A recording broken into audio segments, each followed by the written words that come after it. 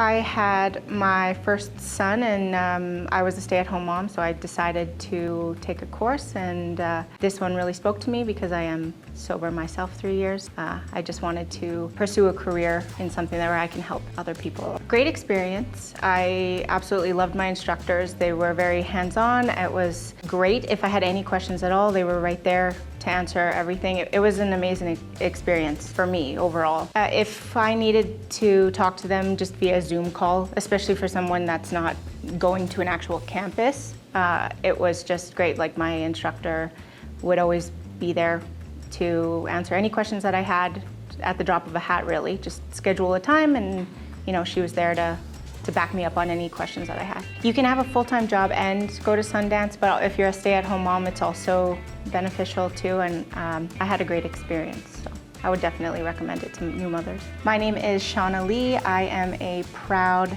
Sundance College graduate, earning my Addictions and Community Health Professional Diploma.